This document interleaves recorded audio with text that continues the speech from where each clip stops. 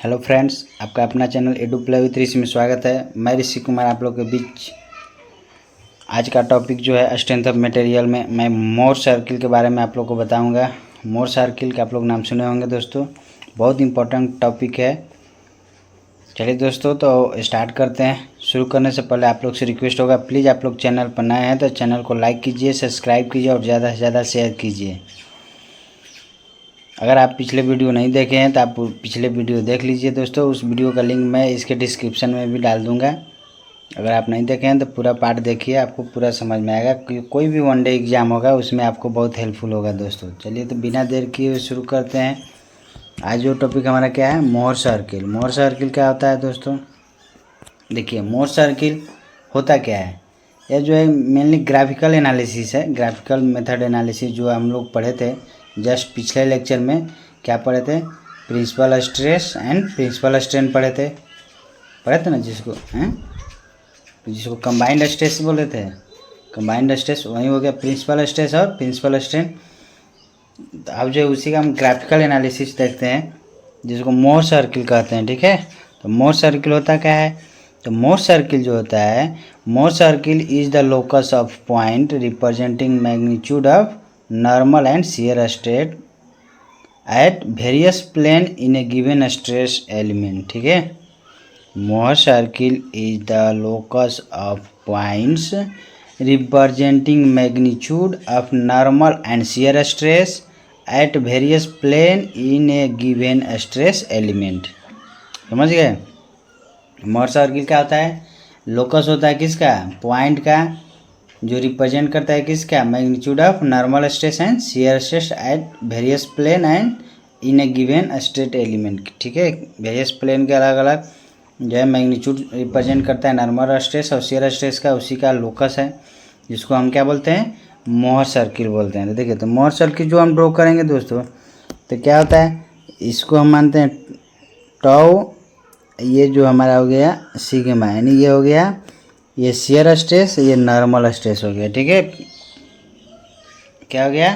Shear axis और ये हो गया नॉर्मल। इसको सिग्मा एक्सिस, इसको टाउ एक्सिस बोलते हैं। ये शियर स्ट्रेस का हो गया, नॉर्मल स्ट्रेस का हो गया। अब देखिए, तो ये जो आपका जो है इधर कोई पॉइंट हो गया, मान लीजिए क्या है, सिग्मा एक्स और टाउ एक्स वाई। इधर क्या आ जाएगा? Sigma y minus tau x y, complementary होता है। तो ये दोनों का जो हम मिड पॉइंट लेंगे तो क्या हो जाएगा हमारा? सेंटर। तो ये सेंटर जो होगा आपका, ये जो सेंटर है आपके क्या बताएगा?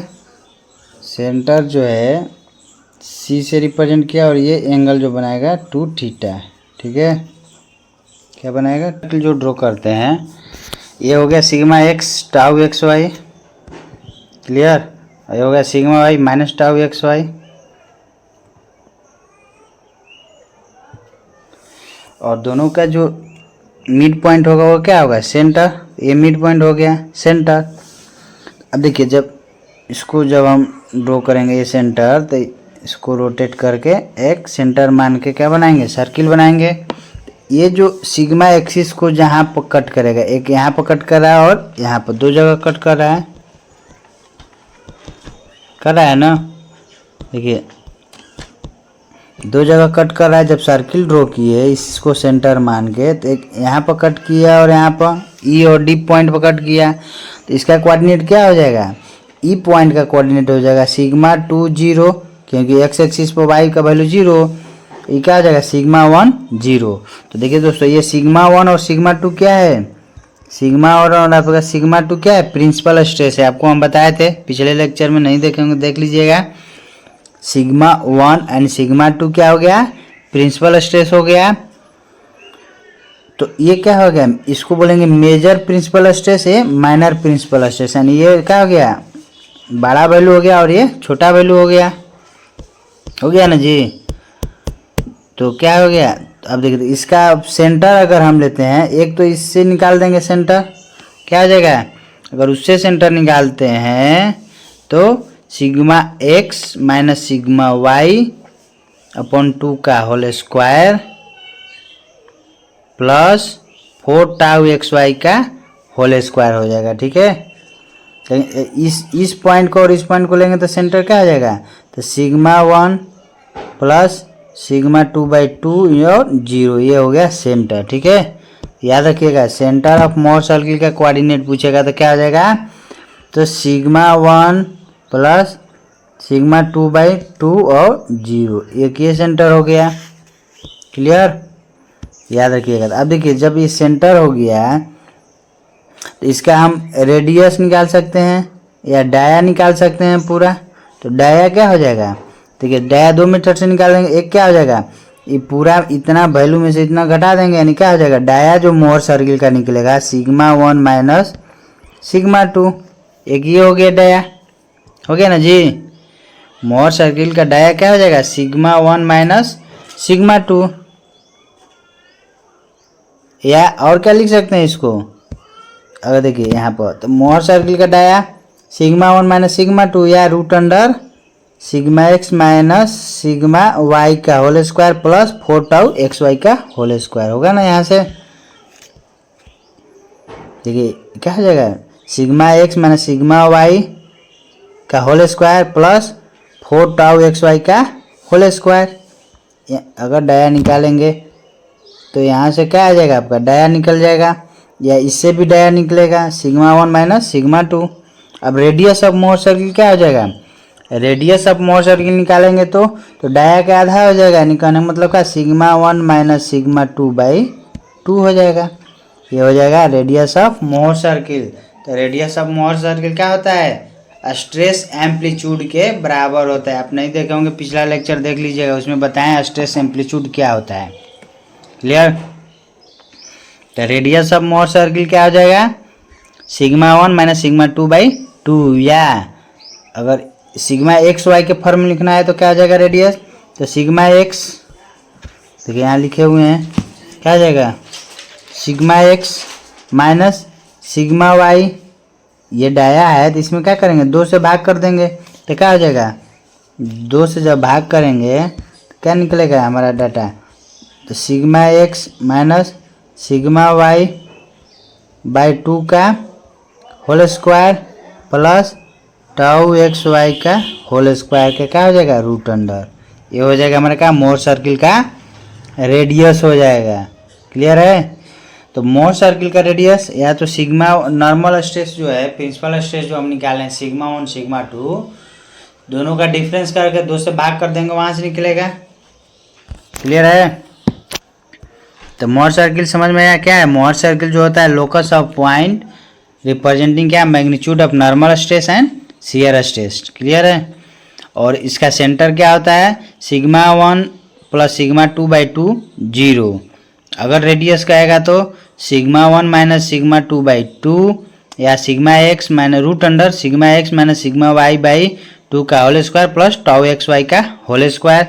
अगर डायमीटर कहेगा, मोर सर्किल का डाया क्या होगा, तो नॉर्मल स्ट्रेस का डिफरेंस सिग्मा 1 माइनस सिग्मा 2 या रूट अंडर क्या sigma x minus sigma y का whole square plus tau x y का होल स्क्वायर हो जाएगा। क्लियर है, अब देखिए, अब इससे हम सिग्मा 1 सिग्मा 2 भी निकाल सकते हैं दोस्तों। देखिए क्या है, यहाँ पर है, यहाँ से यहाँ तक डिस्टेंस सिग्मा 1, और ये जो है पूरा क्या, यहाँ से यहाँ तक sigma x plus sigma y by 2, अब प्लस ये रेडियस जोड़ देंगे, हमारा क्या निकल जाएगा, सिग्मा 1 का वैल्यू।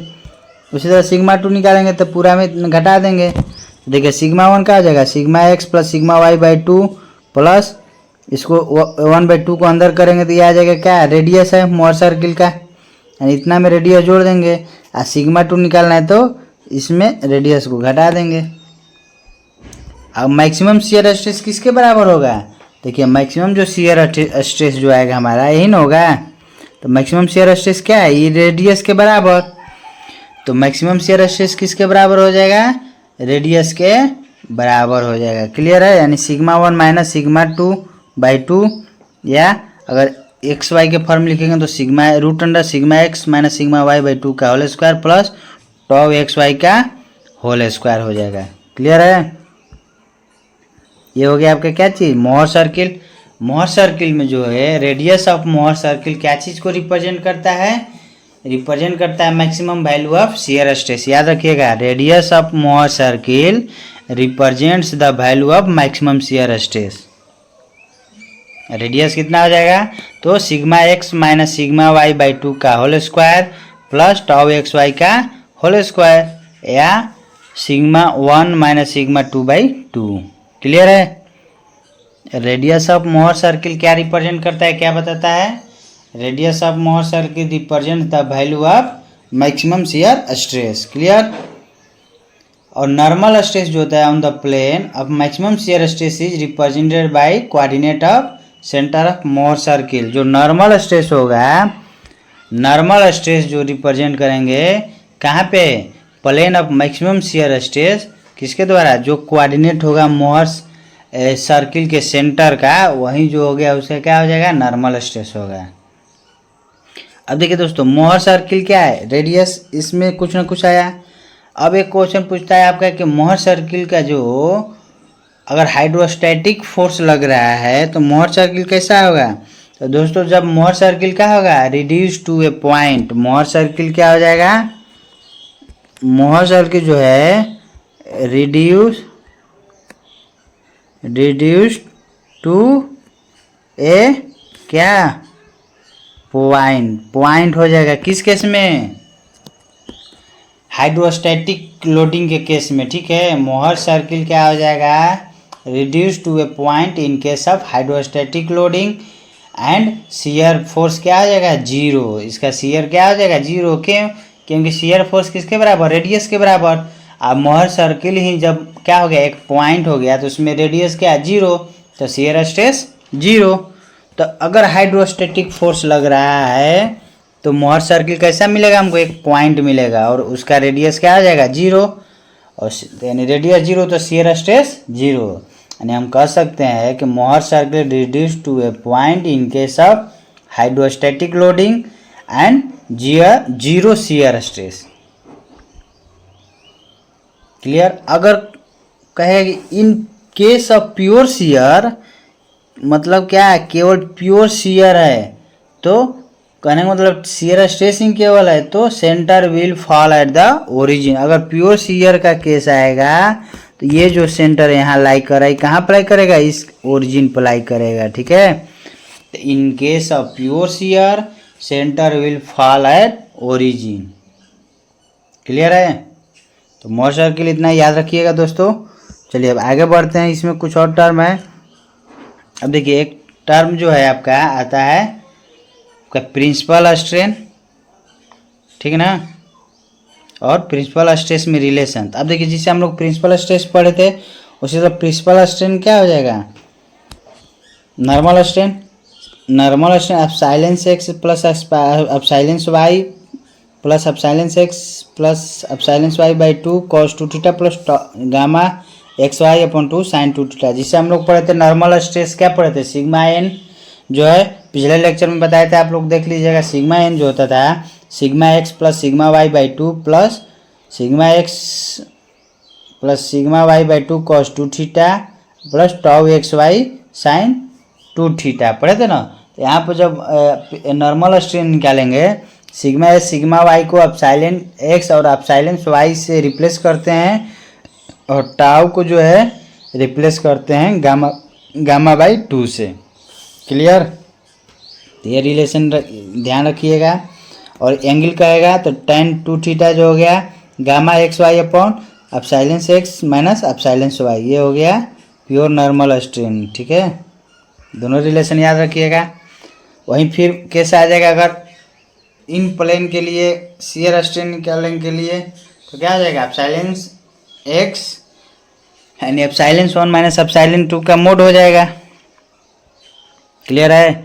अब देखिए, एक है रिलेशन आपका प्रिंसिपल स्ट्रेस और प्रिंसिपल स्ट्रेन में, जो सिग्मा 1 और एप्सिलॉन 1, प्रिंसिपल स्ट्रेस और प्रिंसिपल स्ट्रेन के केस में जो रिलेशन होता है, याद रखिएगा कि जो प्रिंसिपल स्ट्रेस जो होता है सिग्मा 1 क्या होता है, ई into epsilon 1 plus mu epsilon 2 upon 1 minus mu square. ठीक है, एप्सिलॉन सिग्मा 1 क्या है, प्रिंसिपल स्ट्रेन हो गया, प्रिंसिपल स्ट्रेस।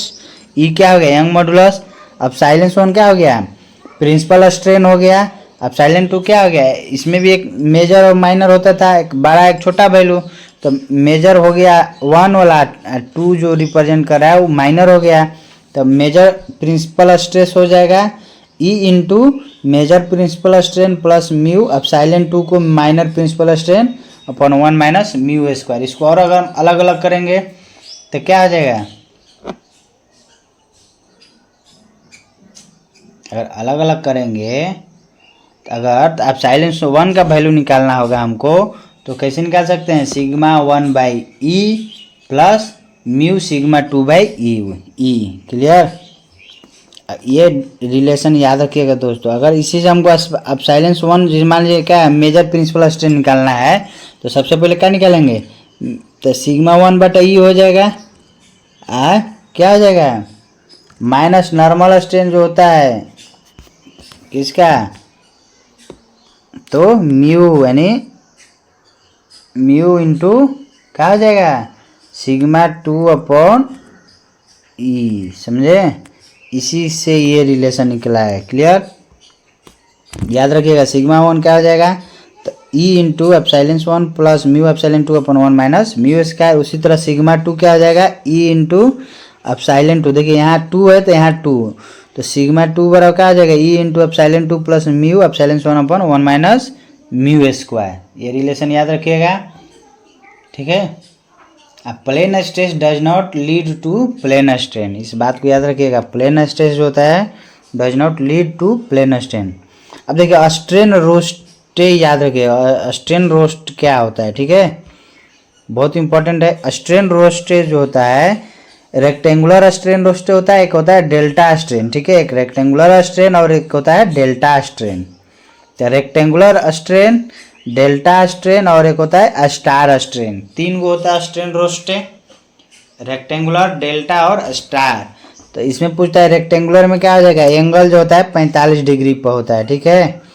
पहला जो हो गया आपका, देखिए थीटा है 0 डिग्री, दूसरा 45 डिग्री, तीसरा 90 डिग्री पर होता है, ठीक है।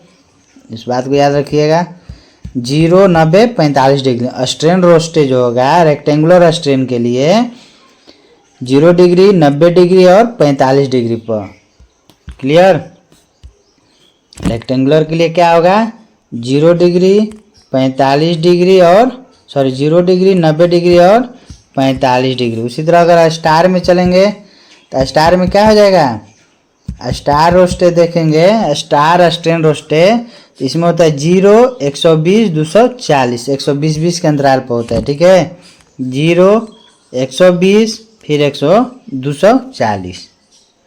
उसी तरह डेल्टा में क्या होता है, 0, 60, 120, 60 डिग्री पर होता है। ये होता है 45 45। तीनों याद रखिएगा, रेक्टेंगुलर स्ट्रेन रोस्टे में क्या होगा, 0, 45, 90। स्टार में क्या होता है, 0, 120, 240 और डेल्टा जो होता है 0, 60, 120 डिग्री। क्लियर है, यहाँ तक आप मोर सर्किल पूरा अच्छा से देख लीजिएगा दोस्तों। आपका एक क्वेश्चन फिक्स है किसी भी एग्जाम में। चलिए तो आज यहीं तक रखते हैं, फिर मिलते हैं नेक्स्ट वीडियो में। आप लोग से रिक्वेस्ट होगा प्लीज़ चैनल पर नए हैं तो चैनल को लाइक कीजिए, सब्सक्राइब कीजिए और ज़्यादा से ज़्यादा शेयर कीजिए। धन्यवाद।